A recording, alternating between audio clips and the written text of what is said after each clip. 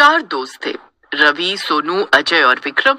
चारों के चारों बहुत जिगरी दोस्त थे, पर मनचले भी थे। उनके घर वाले उनके आए दिनों की हरकत से बहुत परेशान थे। देख अजय, बहुत हुआ तेरा रोज रोज का ड्रामा। रात को घर समय से आया कर।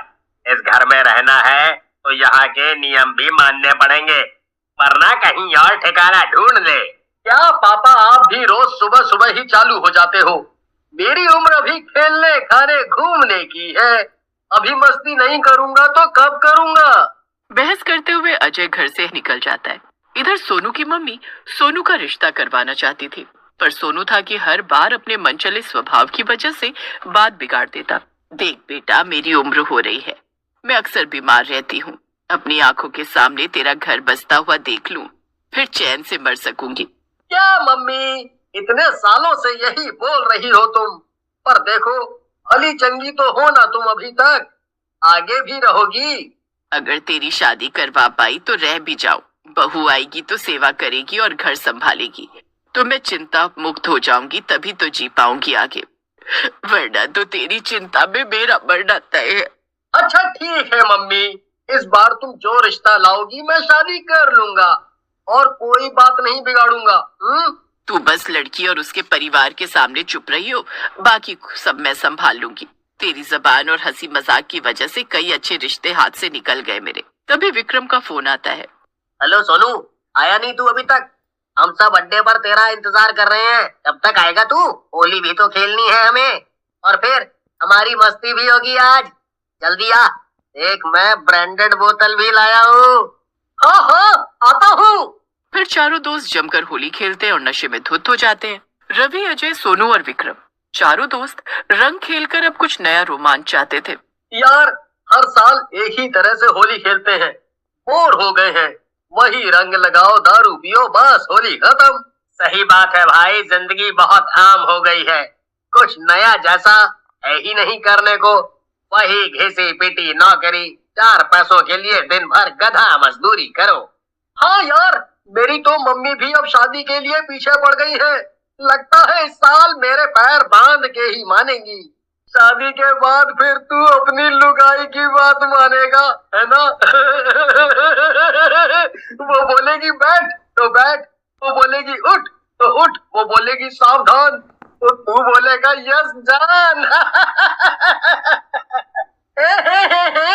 मेरा छोड़, अपना देख तू। शादी के बाद जो होगा सो होगा। तेरे बाप ने तो अभी से तेरे पैर बांधे हुए हैं, रोज गाली खाकर आता है ना अपने बाप की। हाँ? अरे पूछ मत भाई, घर से निकालने की धमकी मिल चुकी है तेरे भाई को। चलो यार, इस बार कुछ एडवेंचर करते हैं। कैसा एडवेंचर? मैंने सुना है पीछे जंगल में एक खंडहर है, उसमें कई सालों से कोई नहीं जाता। अरे तो सालों में कोई नहीं गया तो हम चले जाते हैं, मुहूर्त कर देंगे वहां का। अरे वहां लोग अपनी माशूकाओं को लेकर जाते होंगे, इसीलिए डर का माहौल फैला दिया होगा उन्हीं आशिकों ने, जिससे उनकी चोरी ना पकड़ी जाए। तो क्यों ना आज जाकर देख ही लेते हैं कौन से मनचले आशिक हैं वहां। वैसे भी आज होली है तो बहुत से रंग देखने को मिलेंगे उस खंडहर में। अरे तुम लोग पागल हो गए हो, सब लोग मना करते हैं वहां जाने को, तो सच में कुछ गलत होगा वहां पर। मेरी मानो तो मत जाओ, डरपोक मत बनो। क्या हम बच्चे हैं? क्या गलत होगा वहां? लल्लू कहीं का, मर्द बन मर्द। आखिरकार सब मान गए और खंडहर में जाने का फैसला किया। शाम हो चुकी थी। हवेली के अंदर घुसते ही उनकी रूह कांप गई। तभी अचानक से एक डरावनी आवाज आई। आ गए तुम लोग हमारी होली में खेलने। चारों दोस्त सन्न रह गए। खंडहर के बीचों बीच एक बड़ा मैदान था, जहां कई भूत और चुड़ैल इकट्ठे थे। उनकी आंखें लाल थीं। सबसे आगे खड़ी थी एक भयानक चुड़ैल। ये सब देखकर तो बेचारे सारे दोस्त हक्के बक्के रह गए। सोनू कांपती आवाज में बोला, अरे ये क्या बला है? ये तो हम लगता है गलत जगह फंस गए। रंगों की होली खेलने आए थे और खून की होली खेलने पहुंच गए। अब तो कोई रास्ता भी नहीं लगता बचना। अरे भाग कहाँ रहे हो? तुम्हें रंगों से खेलना पसंद है ना? आओ, आज हमारी होली में भी रंग जाओ।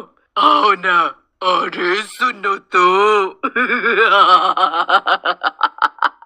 चारों लड़के अपनी अपनी जान बचाने के लिए इधर उधर भागने लगते हैं, पर डर से उनके जैसे कदम ही बंद गए हों। वो पूरी ताकत लगाकर भी भाग नहीं पा रहे थे। आओ, चुड़ैल के साथ होली खेल लो। तुम सबकी ये यादगार होली रहेगी, अगर बच गए तो।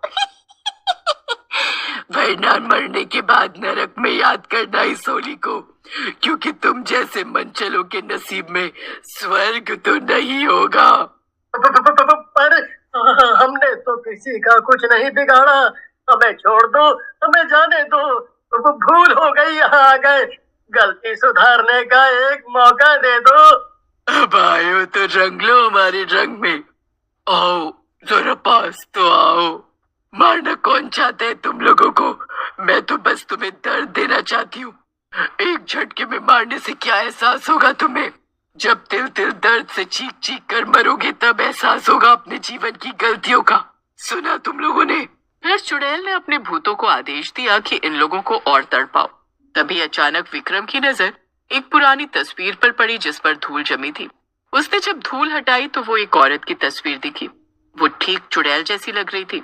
देखने में तो वो औरत बहुत सुंदर लग रही थी, पर हैरानी की बात थी कि उस खंडहर में सालों बाद भी तस्वीर कैसे, और वो भी सही सलामत। इतने में वहां एक बूढ़ा भूत आ गया। बूढ़े भूत ने आगे बताते हुए कहा, अरे ये क्या देख लिया तुमने?